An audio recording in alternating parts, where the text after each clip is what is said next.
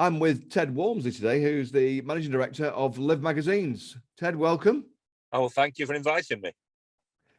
Just kick off, Ted. Tell us a little bit about Live Magazines. What's it all about?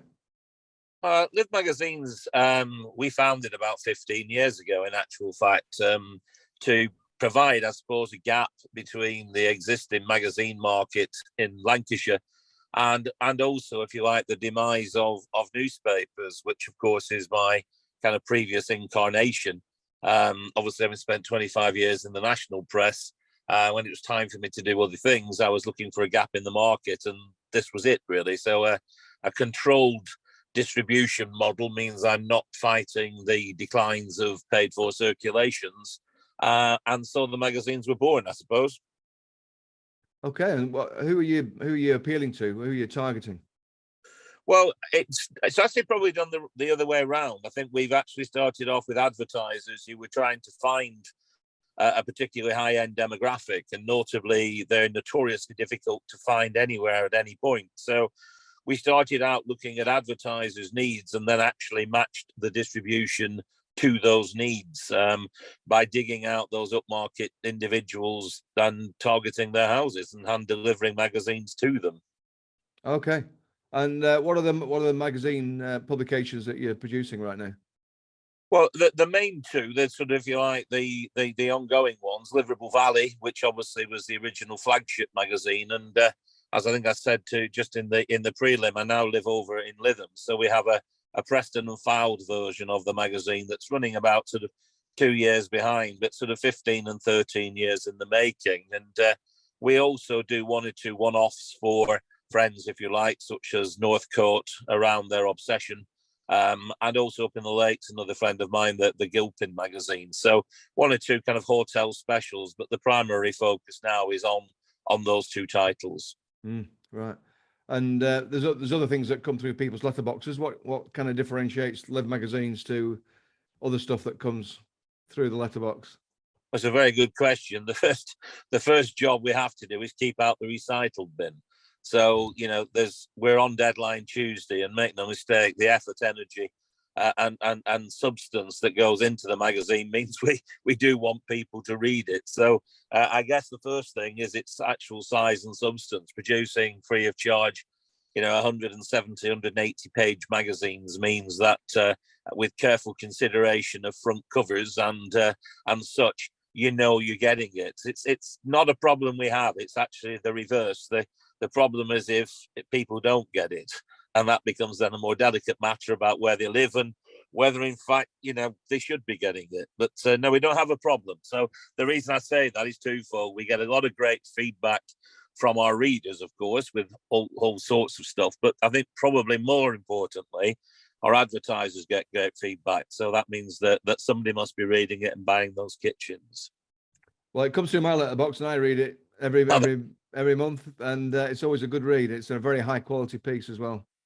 I think the thing is I think people don't know just what goes into, if you're in the Ribble Valley, for example, and getting a 180 page magazine once every 5 weeks or so, the effort and endeavor to go into producing, if you like, all that content is where the real action is. I was looking at some pretty horrific lists this morning of missing editorials and photography and all sorts of stuff. But by kind of Wednesday morning next week, it'll all come together. And then by Friday next week, it'll be out on the streets, bizarrely enough. So yes, it's quite a turnaround. I look forward to seeing it. So what story this time? I think it would be fair to say. Sorry, say again, Ted.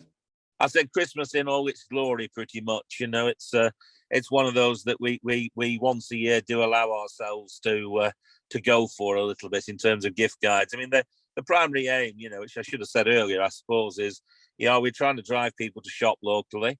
We do tend to have a kind of high moral compass. I have, much to my accountant's chagrin, often turned down adverts from the Trafford Centre or all manner of different people because we do, where we can, want to try and shop local, quite contentiously sometimes.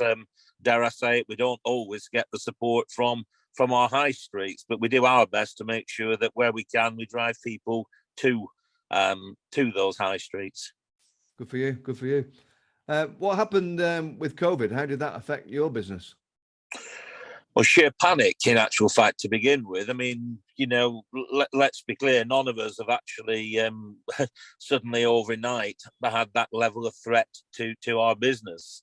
Picture it, it's March 2020. I'm actually up at the Gilpin in the Lake District having a rather jolly time, having a meeting about their next magazine this is at 4 o'clock, having then watched our erstwhile leader, Boris, at the time, who I used to work with bizarrely at the Daily Telegraph. So anything that could happen did happen with Boris. And Boris makes the announcement. The following morning, I'm hemorrhaging people trying to cancel advertising. But at the end of the day, we literally decided not to print our March Preston title that was due out a week later. And then we sat and wondered what would happen and when it would happen. So fear and anxiety for the first couple of months. We've got a lot of, if anybody follows me on Twitter, they'll know I have a very loyal client base, and we spoke a lot to them every day, apart from walking up and down the seafront in Lytham. The other thing I did was talk to people. So consequently, that was our main thrust, talking to people. And then actually, we came back slowly for about, I would have said, 4 to 5 issues. Not everything was open. So, restaurants were closed, or they were limited, or the high street was closed, or we couldn't put our magazines into hairdressers, all these different things, which meant we probably then spent the next 6 to 9 months with only partially able to work. But we're kind of still stood up, and we're proud of that. Absolutely. Which is a kind of shame, really, because everyone was at home with nothing else to do apart from read and take advantage of that leisure time. I mean, sometimes the challenge. Well, the challenge was threefold. One, it was unfair on advertisers to make them advertise when their businesses wasn't open. Two, we had the kind of dichotomy, really, of could we actually hand deliver these magazines? Were we putting our delivery people? And quite often our delivery people are retired, which is an intriguing model. So to hand deliver 18,000 magazines, you need a whole host of people in an area. I don't know where you live, but whoever delivers your magazine will fall into 3 camps. They'll either be retired, or they'll be the sons and daughters of one of our advertisers, or they'll be another. But fundamentally, we were just trying to play it safe and really not come back until we felt that was the right time to do that. So we kind of lost half our magazines in 2020. Right. Well, so what does the future hold? What are the challenges ahead, Ted? The biggest single challenge currently is the price of print. So to put in context, my print, like for like, I mentioned a November magazine. So my November magazine this year has got the same pagination, the same number of pages as it had last year. It's got the same number of copies, 18,000, but it's cost me 40% more to print it. Now, all this started about March, April last year. And again, because we have a very loyal client base, a lot of that client base is actually on yearly contracts. So as such, ironically, I'd spent January and February last year signing up all these contracts, only to find in March the prices have started to go up. You name it, Amazon, demand, China, they don't make paper in the Ukraine, but they may as well, energy surcharging, you name it. But the reality is that that's the biggest single threat. For those you may or may not have noticed, you're going to say you have now, but you probably didn't. We've got slightly thinner paper, proportionately. I noticed. So the cover was particularly thick, and it actually, if you open the cover, it actually started, the spine fell away a little bit. So we were actually encouraged to make, so it's negligible, but I'm using the excuse that actually no one pays for my magazine, so I'm not giving you any less. I don't think people think, oh my goodness, that's only 300 GSM now rather than 350. I don't think people look at it. And the cover is one of those things, controversial as it usually is internally.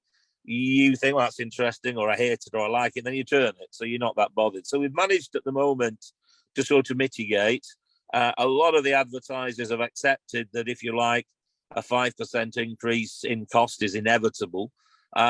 We've also got quite a lot of new business, and ironically, of course, the new business pays more than the existing business by virtue of longevity and loyalty. So that's our biggest challenge, because it's hard to budget for when you don't quite know what's to come.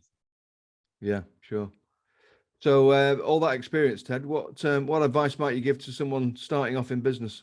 So I suppose if you have an idea and if you have the balls, frankly, then you should go out on your own and give it a go, because the rewards and satisfactions, generally speaking, outweigh the stress of actually putting sort of, if you like, food in people's mouths. But it would still be to have a go. I think advertising is a very changed industry, and I win the battle most days, which is from those people who ask me or tell me they can't afford to advertise. And of course, I tell them that they can't afford not to.